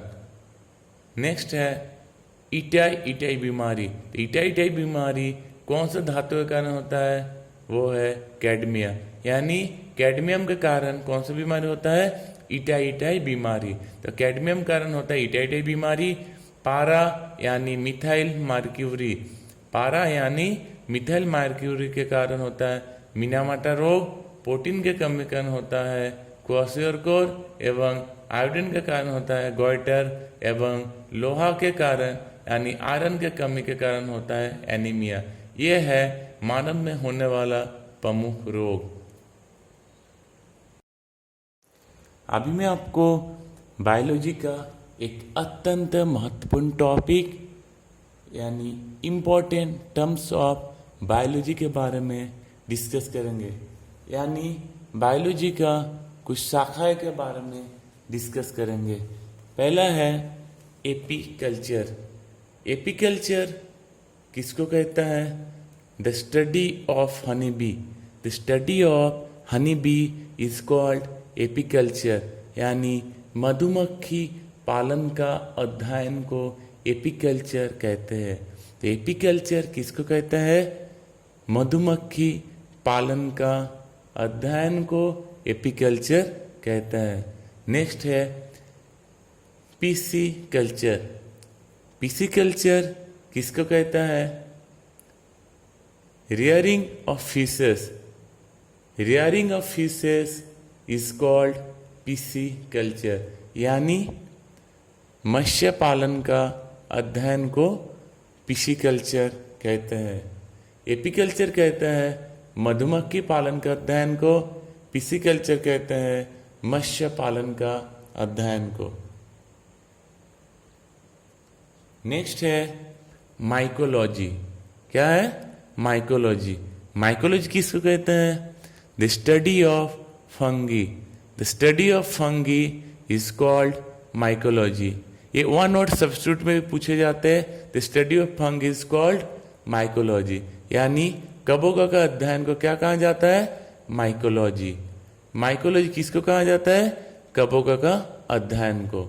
नेक्स्ट है फाइकोलॉजी। फाइकोलॉजी किसको कहेंगे? शैवालों का अध्ययन को। शैवालों का अध्ययन को क्या कहा जाता है? फाइकोलॉजी। तो ये सुनने में दोनों सेम लगता है, माइकोलॉजी एवं फाइकोलॉजी। तो माइकोलॉजी पूछता है आपको बताना है कबों का अध्ययन, एवं फाइकोलॉजी पूछता है आपको बताना है शैवालों का अध्ययन। नेक्स्ट है सेरीकल्चर। सेरीकल्चर किसको कहते हैं? इस the study of silkworm rearing. The study of silkworm rearing is also called sericulture, यानी रेशम कीट पालन का अध्ययन को सेरीकल्चर कहते हैं। तो सेरीकल्चर किसको कहते हैं? रेशम कीट पालन का अध्ययन को सेरीकल्चर कहते हैं। नेक्स्ट है पोमोलॉजी। पोमोलॉजी किसको कहेंगे? The study of fruits. The study of fruit is called pomology, यानी फलों का अध्ययन को पोमोलॉजी कहते हैं। तो फलों का अध्ययन को क्या कहेंगे? पोमोलॉजी। नेक्स्ट है एंथोलॉजी। एंथोलॉजी किसको कहेंगे? The study of flower. The study of flower is called anthology, यानी पुष्पों का अध्ययन को क्या कहेंगे? एंथोलॉजी। फलों का अध्ययन को कहेंगे पोमोलॉजी, एवं पुष्पों का अध्ययन को कहेंगे एंथोलॉजी। नेक्स्ट है ऑर्निथोलॉजी। ऑर्निथोलॉजी किसको कहेंगे? The study of birds. The study of birds is also called ornithology, यानी पक्षियों का अध्ययन को क्या कहेंगे? ऑर्निथोलॉजी। नेक्स्ट है इक्थोलॉजी। इक्थोलॉजी किसको कहते हैं? The study of fishes. The study of fishes is called ichthyology, यानी मछलियों का अध्ययन को क्या कहते हैं? इक्थोलॉजी। और मत्स्य पालन का अध्ययन को कहते हैं पिसिकल्चर। इसमें कंफ्यूज नहीं होना कि मत्स्य पालन का अध्ययन पूछता है आपको बताना है पिसिकल्चर, एवं मछली का अध्ययन पूछता है तो आपको बताना है इक्थोलॉजी। नेक्स्ट है एंटोमोलॉजी। एंटोमोलॉजी किसको कहते हैं? The study of insect. The study of insect is called entomology. ये भी वन वर्ड सब्स्टिट्यूट में आता है, the study of insect is called entomology, यानी कीटों का अध्ययन को एंटोमोलॉजी कहते हैं। ये देखिए, ये आपको वन सब्स्टिट्यूट में भी दिया जाता है, और आपको ये बायोलॉजी के भी टर्म्स है, वो एंटोमोलॉजी। कीटों का अध्ययन को क्या कहेंगे? एंटोमोलॉजी। नेक्स्ट है ओफियोलॉजी। क्या है? ओफियोलॉजी। ओफियोलॉजी किसको कहेंगे? The study of snakes. The study of snakes is called ophiology, यानी सर्पों यानी सांपों का अध्ययन को क्या कहेंगे? Ophiology. The study of snakes is called ophiology. सर्पों का अध्ययन को ओफियोलॉजी कहते हैं। नेक्स्ट है सोरोलॉजी। नेक्स्ट क्या है? सोरोलॉजी। सोरोलॉजी किसको कहेंगे? The study of lizard. The study of lizard, यानी छिपकलियों का अध्ययन को क्या कहेंगे? सोरोलॉजी। छिपकलियों का अध्ययन को क्या कहेंगे? सोरोलॉजी। अगर आपको कीटों का अध्ययन पूछता है क्या बताना है? एंटोमोलॉजी। सांपों का पूछते हैं ओफियोलॉजी। छिपकली को पूछते आपको बताना है सोरोलॉजी। नेक्स्ट है डेंड्रोलॉजी। डेंड्रोलॉजी किसको कहेंगे? The study of the trees. The study of the trees एवं यानी वृक्ष एवं झाड़ियों का अध्ययन को डेंड्रोलॉजी कहते हैं। The study of the trees, shrub, lianas and other woody plant is called dendrology, यानी वृक्ष एवं झाड़ियों का अध्ययन को क्या कहेंगे? डेंड्रोलॉजी। तो डेंड्रोलॉजी किसको कहेंगे? वृक्ष एवं झाड़ियों का अध्ययन को क्या कहेंगे? डेंड्रोलॉजी। वृक्ष एवं झाड़ियों का अध्ययन को कहेंगे डेंड्रोलॉजी। नेक्स्ट है एग्रोस्टोलॉजी। एग्रोस्टोलॉजी किसको कहेंगे? The study of grasses. The study of grasses is called agrostology, यानी घास का अध्ययन को एग्रोस्टोलॉजी कहते हैं। तो एग्रोस्टोलॉजी किसको कहते हैं? घास का अध्ययन को एग्रोस्टोलॉजी कहते हैं। नेक्स्ट है पेलियोंटोलॉजी। पेलियोंटोलॉजी किसको कहेंगे? द स्टडी ऑफ फॉसिल्स, यानी जीवाश्म का अध्ययन को पेलियोंटोलॉजी कहते हैं। तो जीवाश्म का अध्ययन को क्या कहते हैं? पेलियोंटोलॉजी। नेक्स्ट है विटिकल्चर। ये बहुत इंपॉर्टेंट है, बहुत एग्जाम में आ चुका है। विटिकल्चर कल्टीवेशन ऑफ ग्रेप्स, यानी अंगूर का खेती को क्या कहेंगे? विटिकल्चर। विटिकल्चर किसको कहेंगे? अंगूर की खेती को। नेक्स्ट है डर्मेटोलॉजी। नेक्स्ट क्या है? Dermatology. The study of skin. The study of skin is called dermatology. ये क्या? ये भी वन ऑफ सब्स्टिट्यूट में पूछे गए हैं। The study of skin is called dermatology, यानी त्वचा का अध्ययन को क्या कहेंगे? डर्मेटोलॉजी। नेक्स्ट है ओडोंटोलॉजी। ओडोंटोलॉजी किसको कहेंगे? The study of teeth and gum. The study of teeth and gum is called odontology, यानी दांतों एवं मसूड़े का अध्ययन को क्या कहेंगे? ओडोंटोलॉजी। नेक्स्ट है ऑफ्थल्मोलॉजी, यानी the study of eyes is called ophthalmology. ये भी ऑन सब्स्टिट्यूट में पूछे जाते हैं। The study of eyes is called ophthalmology. अभी हम एक बार ऑल इंपॉर्टेंट टर्म्स और बायोलॉजी का रिवीजन कर लेते हैं। फर्स्ट है एपीकल्चर। एपीकल्चर किसको कहेंगे? मधुमक्खी पालन का अध्ययन को, यानी the study of honey bee. मधुमक्खी पालन का अध्ययन को क्या कहेंगे?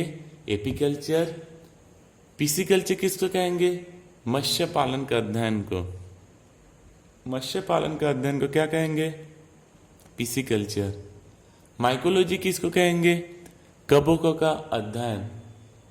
कबोकों का अध्ययन को क्या कहेंगे? माइकोलॉजी। फाइकोलॉजी किसको कहेंगे? शैवालों का अध्ययन को। तो शैवालों का अध्ययन को क्या कहेंगे? फाइकोलॉजी।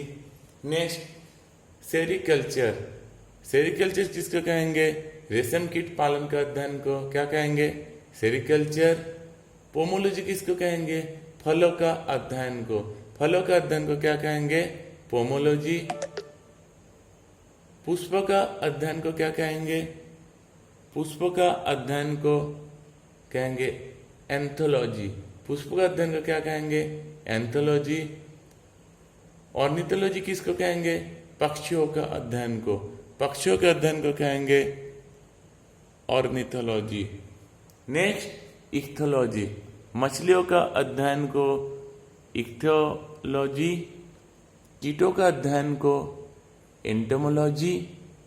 सर्पों का अध्ययन को ऑफियोलॉजी। छिपकलियों का अध्ययन को सोरोलॉजी। वृक्ष एवं झाड़ियों का अध्ययन को डेंड्रोलॉजी। घास का अध्ययन को एग्रोस्टोलॉजी। जीवाश्म का अध्ययन को पेलियोंटोलॉजी। अंगूर की खेती को विटिकल्चर। त्वचा का अध्ययन को डर्मेटोलॉजी। दांतों एवं मसूड़े का अध्ययन को ओडोंटोलॉजी एवं द स्टडी ऑफ आईज को ऑप्थल्मोलॉजी कहते।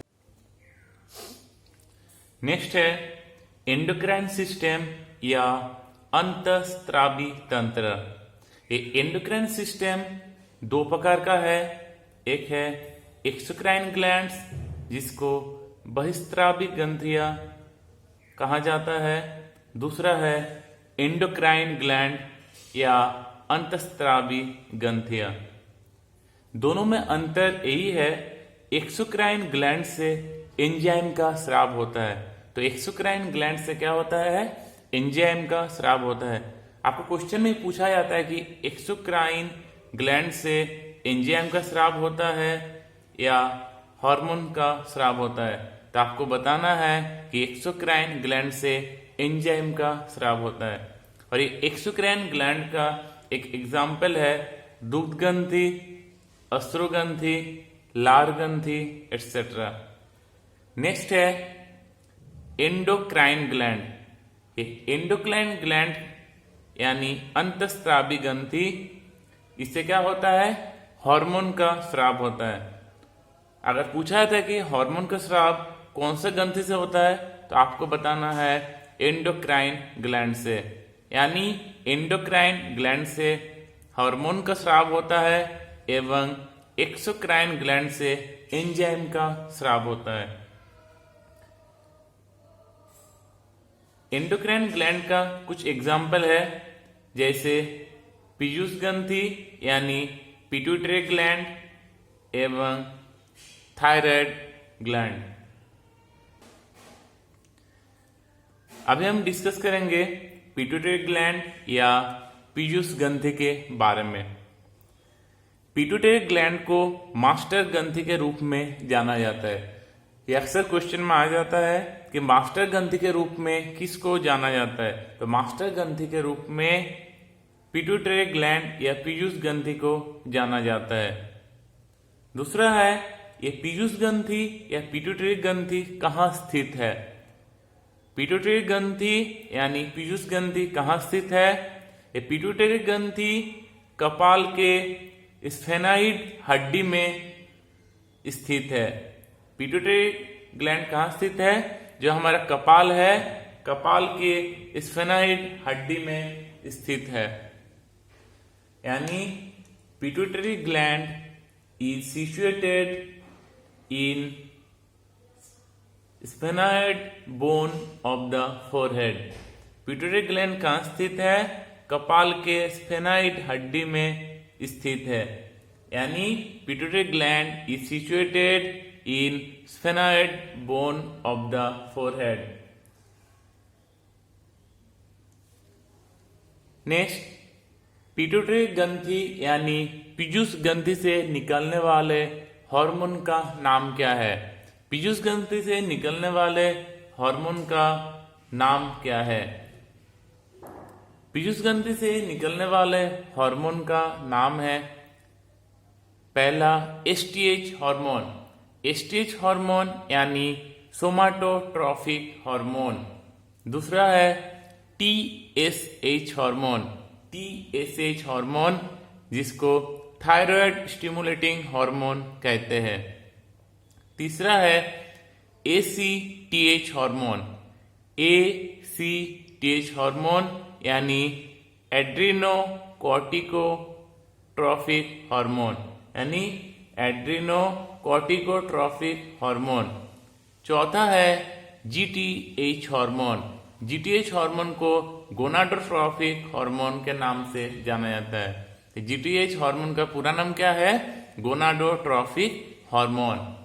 पांचवा है एलटीएच हार्मोन। एलटीएच हार्मोन यानी लैक्टोजेनिक हार्मोन, इसको दुग्धजनक हार्मोन कहते हैं।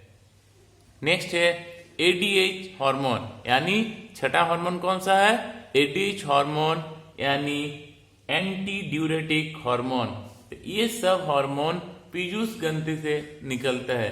अभी हम पीयूष ग्रंथि से निकलने वाले हार्मोन यानी उनके कार्य के बारे में चर्चा करेंगे।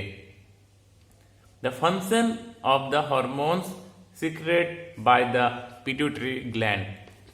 तो पीयूष ग्रंथि से निकलने वाले हार्मोन का नाम एवं उनके कार्य के बारे में अभी चर्चा करेंगे। पहला जो बताया था मैंने एसटीएच हार्मोन, तो क्वेश्चन में पूछा जाता है कि एसटीएच हार्मोन का पूरा नाम क्या है। तो एसटीएच हार्मोन का पूरा नाम क्या है, तो आपको बताना है एसटीएच हार्मोन का पूरा नाम है सोमाटोट्रॉफिक हार्मोन। पूरा नाम क्या है? सोमाटोट्रॉफिक हार्मोन। सोमाटोट्रॉफिक हार्मोन, इसका काम क्या है? ये शरीर के वृद्धि एवं हड्डियों के वृद्धियों का नियंत्रण करती है। ये क्या करते हैं एसटीएच हार्मोन? जो भी हमारे जो शरीर के जो वृद्धि है, खास करके जो हमारा हड्डी है उसका वृद्धि को नियंत्रित करता है। यानी STH hormone controls the growth of the body, specially the growth of bones. यानी हमारे शरीर की वृद्धि, विशेषकर जो हमारा हड्डी है उसका वृद्धि को नियंत्रित करता है। यानी एस्ट्रेच हार्मोन यानी somatotrophic hormones controls the growth of the body, growth of the body, specially the growth of the bones. अब हम आपको बताएंगे कि एस्ट्रेच हार्मोन यानी सोमाटोट्रॉफिक हार्मोन का अधिकता होने पर कौन सा बीमारी होता है। तो सोमाटोट्रॉफिक हार्मोन का अधिकता होने पर भीम कायकता यानी गिगंटिज्म एवं एक्रोमिगली नामक दो बीमारी होता है। इससे क्या होता है? ये बीमारी से जो हमारा मनुष्य का जो लंबाई है, यानी हमारा जो शरीर का लंबाई है वो सामान्य से बहुत अधिक बढ़ जाता है। यानी जो हमारा कद है, यानी जो भी हमारा हाइट है वो क्या होता है? हमारा नॉर्मल हाइट से बहुत अधिक बढ़ जाता है। ये किसके कारण होता है? सोमाटोट्रॉफिक हार्मोन यानी एस्ट्रेच हार्मोन का अधिक होने पर भीमकायकता, जिसको गिगंटिज्म बोलते हैं, एवं एक्रोमिगली नामक दो बीमारी होता है। एवं एस्टीएच हार्मोन की कमी से मनुष्य में बोनापन होता है। तो एस्टीएच हार्मोन का कमी से क्या होता है? बोनापन होता है। एस्टीएच हार्मोन का अधिकता होने पर क्या होता है? गिगंटिज्म एवं कमी से बोनापन होता है। यानी excessiveness of somatotropic hormone cause gigantism and acromegaly, and एस्ट्रेच lack of एस्ट्रेच hormone यानी lack of somatotropic hormone is cause dwarfism in human। Next है टीएच हार्मोन। ये टीएच हार्मोन यानी थायराइड स्टिमुलेटिंग हार्मोन, ये भी पीयूष ग्रंथि से निकलने वाला एक हार्मोन है। इनका काम क्या है? इनका काम ये है, ये थायराइड ग्रंथि को हार्मोन स्रावित करने के लिए प्रेरित करता है। जो हमारा थायराइड ग्रंथि है उसको क्या करता है? हार्मोन स्रावित करने के लिए प्रेरित करता है। यानी it stimulates the thyroid glands to secrete hormone। Thyroid stimulating hormone का काम यही है, ये थायराइड ग्रंथि को हार्मोन स्रावित करने के लिए प्रेरित करता है। नेक्स्ट हार्मोन है एसीटीएच हार्मोन यानी एड्रीनोकोर्टिको हार्मोन। ये भी पीयूष ग्रंथि से निकलने वाला एक हार्मोन है, जिसका काम क्या है? एड्रिनल कॉर्टेक्स के स्राव को नियंत्रित करता है। एसीटीएच हार्मोन क्या करता है? एड्रिनल कॉर्टेक्स के स्राव को नियंत्रित करता है। It controls the secretion of adrenal cortex. Next है जीटीएच हार्मोन। जीटीएच हार्मोन यानी गोनाडोट्रॉफिक हार्मोन। ये बहुत इंपॉर्टेंट क्वेश्चन भी है, साथ ही इससे जो क्वेश्चन आता है वो इस प्रकार है कि जीटीएच हार्मोन का पूरा नाम क्या है। तो जीटीएच हार्मोन का पूरा नाम है गोनाडोट्रॉफिक हार्मोन। इसका काम क्या है? गोनाडोट्रॉफिक हार्मोन क्या करता है? शरीर में जनन अंग के कार्य को नियंत्रित करता है। जो हमारा जनन अंग है उसका कार्य को नियंत्रित करता है यानी GTH hormone controls the function of gonads. अभी हम जीटीएच हार्मोन कितने प्रकार के उसके चर्चा करेंगे। ये जीटीएच हार्मोन दो प्रकार का होता है, यानी GTH hormone are two types. पहला है एफएसएच हार्मोन यानी फॉलिकल स्टिमुलेटिंग हार्मोन। क्या है?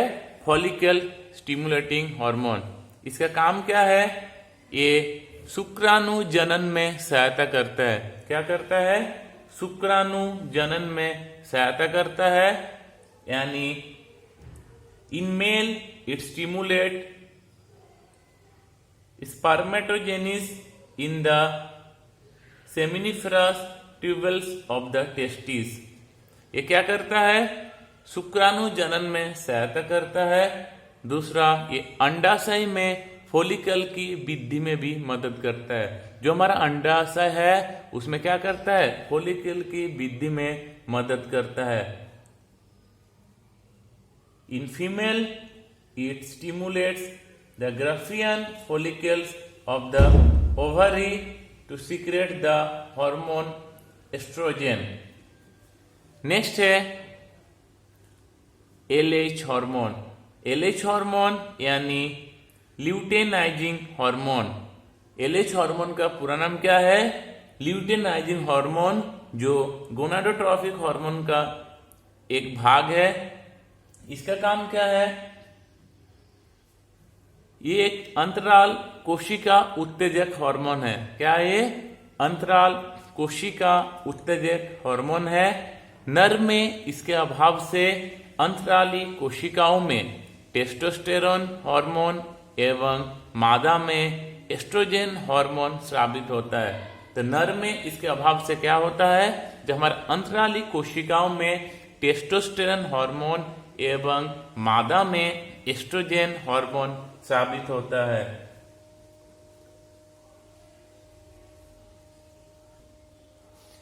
पीयूष ग्रंथि से निकलने वाले और एक हार्मोन है, वो है एलटीएच हार्मोन। एलटीएच हार्मोन यानी लैक्टोजेनिक हार्मोन, जिसको दुग्ध जनक हार्मोन कहते हैं। इसका मुख्य कार्य क्या है? इसका मुख्य कार्य है शिशु के लिए स्तनों में दुग्ध स्राव उत्पन्न करना, यानी its main function is to stimulate secretion of milk in breast for infants, यानी शिशु के लिए स्तनों में दुग्ध का स्राव उत्पन्न करना।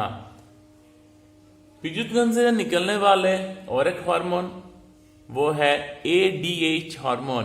एडीएच हार्मोन यानी एंटी ड्यूरेटिक हार्मोन। एंटीड्यूरेटिक हार्मोन, इसका काम क्या है? ये शरीर में जल संतुलन को बनाए रखने में सहायक होता है। ये क्या करता है? शरीर में जल संतुलन को बनाए रखने में सहायक होता है, यानी it is helpful in maintaining the water balance in the body and reduce the volume of urine।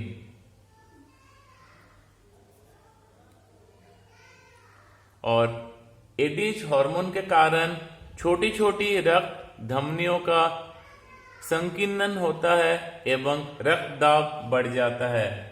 It causes the increase in blood pressure, यानी हमारा ब्लड प्रेशर बढ़ने के कारण भी एडीएच हार्मोन है। अब हम एक बार इसे रिवीजन कर लेते हैं, जो यहां से क्वेश्चन आ सकता है। पहला है, मास्टर ग्रंथि के रूप में कौन सा ग्रंथि को जाना जाता है? मास्टर ग्रंथि के रूप में पीयूष ग्रंथि या पिट्यूटरी ग्लैंड को जाना जाता है। ये कपाल के स्फेनाइड हड्डी में स्थित है। नेक्स्ट, पीयूष ग्रंथि से निकलने वाले हार्मोन कौन से एस्ट्रेच हार्मोन, जिसको सोमाटोट्रोपिक हार्मोन कहते हैं। इसका अधिकता होने पर भीमकायत्व एवं एक्रोमेगली एवं इसका कम होने पर बोनापन, जिसको ड्वार्फिज्म कहते हैं, ये दो बीमारी होता है। नेक्स्ट है टीएच हार्मोन यानी थायराइड स्टिमुलेटिंग हार्मोन। ये क्या करता है? इसका काम क्या है? ये थायराइड ग्रंथि को हार्मोन स्रावित करने के लिए प्रेरित करता है। नेक्स्ट जो मैंने बताया था एसीटीएच हार्मोन, या जिसको एड्रीनोकोर्टिकोट्रोफिक हार्मोन कहते हैं। इसका काम क्या था? एड्रिनल कॉर्टेक्स के स्राव को नियंत्रित करता है। तो यहाँ का जो मेन क्वेश्चन है, ये सब जो भी जितने भी हार्मोन है उनका पूरा नाम भी आपको याद रखना है, या आपको फुल नाम भी पूछ सकता है। नेक्स्ट है जीटीएच हार्मोन। जीटीएच हार्मोन का पूरा नाम क्या बताया था मैंने? Gonadotropic hormone. इसका मुख्य काम ही है कि जो भी हमारा जनन अंग है उनके कार्य को नियंत्रित करना। नेक्स्ट था एलटीएच हार्मोन यानी लैक्टोजेनिक हार्मोन। इसका भी मुख्य कार्य यह था कि शिशु के लिए स्तनों में दुग्ध स्राव उत्पन्न करना। तो शिशु के लिए जो स्तनों में दुग्ध स्राव उत्पन्न करता है वो कौन करता है? एलटीएच हार्मोन यानी लैक्टोजेनिक हार्मोन करता है। नेक्स्ट, जो हमारा शरीर में जो जल संतुलन बनाए रखने में कौन सा हार्मोन सहायक होता है? ये भी बहुत इंपॉर्टेंट क्वेश्चन है कि हमारा जो शरीर है उसमें जल संतुलन को बनाए रखने के लिए कौन सा हार्मोन जिम्मेदार है? तो इसका आपको बताना है कि एडीएच हार्मोन यानी एंटी ड्यूरेटिक हार्मोन। इसका ये क्या है? एडीएच हार्मोन जो भी हमारा ब्लड प्रेशर है उसका ब्लड प्रेशर बढ़ने का कारण ये हार्मोन है, एडीएच हार्मोन। अभी हम पिट्यूटरी ग्लैंड या पीयूष ग्रंथि के बाद एंडोक्राइन ग्लैंड का और एक एग्जाम्पल जो थायराइड ग्लैंड है उसके बारे में चर्चा करेंगे। जो थायराइड ग्लैंड है ये मनुष्य के गले में सांस नली या ट्रेकिया के दोनों ओर लैरिक्स के नीचे स्थित रहता है। ये भी क्वेश्चन आता है कि थायराइड ग्लैंड कहाँ स्थित है, तो आपको बताना है जो भी हमारा गला है वहां जो सांस नली या ट्रेकिया है, सांस नली या ट्रेकिया के दोनों ओर लैरिक्स के नीचे स्थित रहते हैं। यानी thyroid gland is situated below the larynx on both sides of respiratory trachea in throat of human। तो थायरॉक्सिन एक जो हार्मोन है वो थायराइड ग्लैंड से निकलने वाला हार्मोन है। तो थायराइड ग्लैंड से निकलने वाला हार्मोन कौन सा है? एक है थायरॉक्सिन एवं दूसरा है ट्रायोडोथायरोनिन। जिस प्रकार पीयूष ग्रंथि से निकलने वाला हार्मोन के बारे में चर्चा किया था, अभी हम थायराइड ग्लैंड से निकलने वाला हार्मोन के बारे में चर्चा करेंगे। तो थायराइड ग्लैंड से निकलने वाला हार्मोन कौन सा है? एक है थायरॉक्सिन, दूसरा है ट्रायोडोथायरोनिन। अभी हम थायरॉक्सिन के कार्य के बारे में चर्चा करेंगे यानी फंक्शन ऑफ थायरॉक्सिन। तो थायरॉक्सिन का कार्य क्या है? पहला है ये कोशिकीय श्वसन की गति को तीव्र करता है। थायरॉक्सिन क्या करता है? जो हमारा कोशिकीय श्वसन है उसके गति को तीव्र करता है, यानी it increase the speed of cellular respiration. ये क्या करता है? It increase the speed of cellular respiration यानी कोशिकीय श्वसन की गति को तीव्र करता है। इसका दूसरा कार्य है ये शरीर की सामान्य वृद्धि, खासकर हड्डियां, बाल इत्यादि के विकास के लिए अनिवार्य है। ये क्या करता है? ये शरीर की सामान्य वृद्धि, विशेषकर हड्डियां, बाल इत्यादि विकास के लिए अनिवार्य है। यानी it is necessary for the normal growth of the body, particularly for the development of bones and hair। ये किसके नेसेसरी है? It is necessary for the normal growth of the body, particularly for the development of bones, hair, etc। Thyroxine का तीसरा कार्य है ये जनन अंगों के सामान्य कार्य इन्हीं के साथ सक्रियता पर आधारित रहते, यानी जो हमारा जनन अंग है उनका कार्य भी थायरॉक्सिन करता है। जबकि जनन अंग का मेन कार्य जीटीएच हार्मोन यानी गोनाडोट्रोपिक हार्मोन करता है, लेकिन जनन अंग का कुछ सामान्य ऐसा भी कार्य है जो थायरॉक्सिन हार्मोन नियंत्रित करता है। यानी the normal function of reproductive organs depend on the activeness of thyroid gland. Thyroxine hormone का चौथा कार्य है ये पीयूष ग्रंथि के हार्मोन के साथ मिलकर शरीर में जल संतुलन का नियंत्रण करते हैं। ये क्या करता है? पीयूष ग्रंथि के हार्मोन के साथ मिलकर शरीर में जल संतुलन का नियंत्रण करते हैं, यानी it controls the water balance of the body. It controls the water balance of the body in coordination with the hormones of pituitary gland। तो थायरोक्सिन हार्मोन का ये काम था।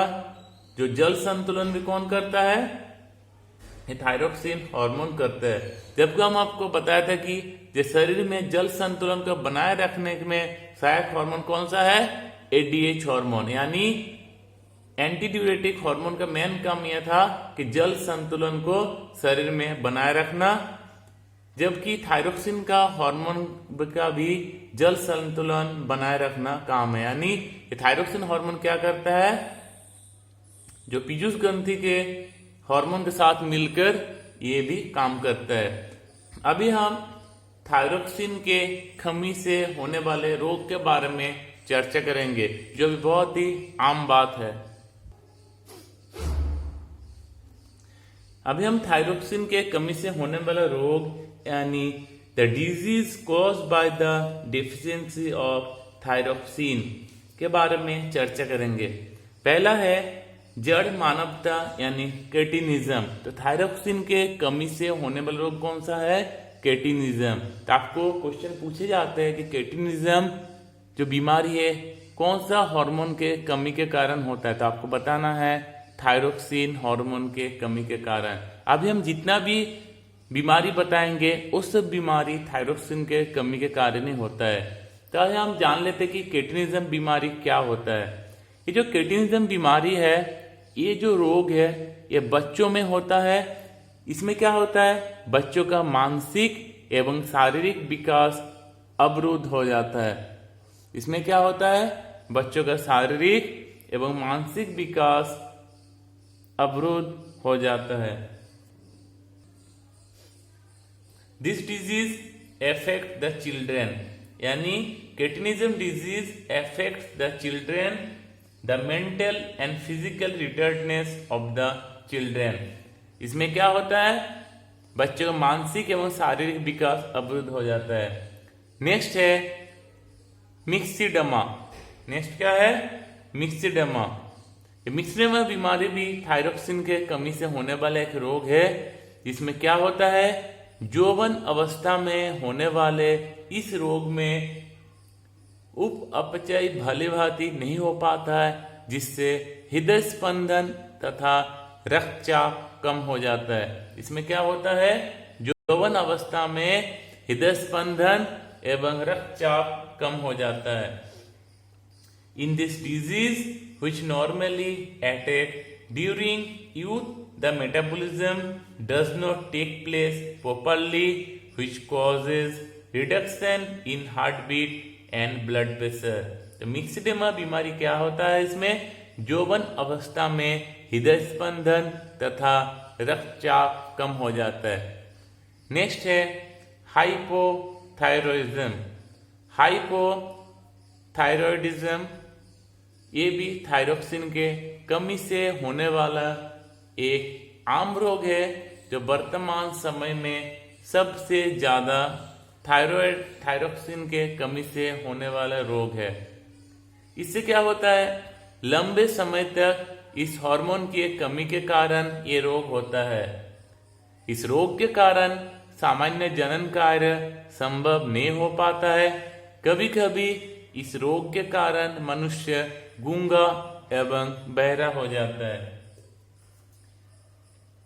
This disease is cause due to a chronic deficiency of thyroxine hormone. Due to this disease the normal reproduction is not possible. Sometimes due to its deficiency human become dumb and deaf। यानी thyroxine hormone के कमी के कारण कौन सा बीमारी होता है? हाइपोथायरॉयडिज्म बीमारी होता है, जिसका गंभीर प्रभाव मनुष्य को गूंगा एवं बहरा के साथ साथ जनन कार्य में भी प्रॉब्लम क्रिएट करता है। नेक्स्ट है गेंगा यानी गॉइटर। गेंगा एवं गॉइटर बहुत ही इंपॉर्टेंट क्वेश्चन है। जो भोजन में आयोडीन के कमी से ये रोग उत्पन्न हो जाता है। क्या होता है? भोजन में आयोडीन के कमी से ये रोग उत्पन्न हो जाता है एवं इस रोग में थायराइड ग्रंथि के आकार में बहुत वृद्धि हो जाता है। इसमें क्या होता है? थायराइड जो हमारा ग्रंथि है उसका आकार में बहुत वृद्धि हो जाता है। Goiter disease is caused by the deficiency of iodine in food. In this disease, the shape of the thyroid gland enlarge abnormally. Iodization of salt in public health measure is to prevent goiter. तो goiter बीमारी भोजन में iodine के कमी से होने वाला एक रोग है, जो थायरोक्सिन के कमी से होने वाला भी एक रोग है। अभी हम थायराइड के कमी से होने वाला रोग जो भी है उसके बारे में डिस्कस कर दिया है।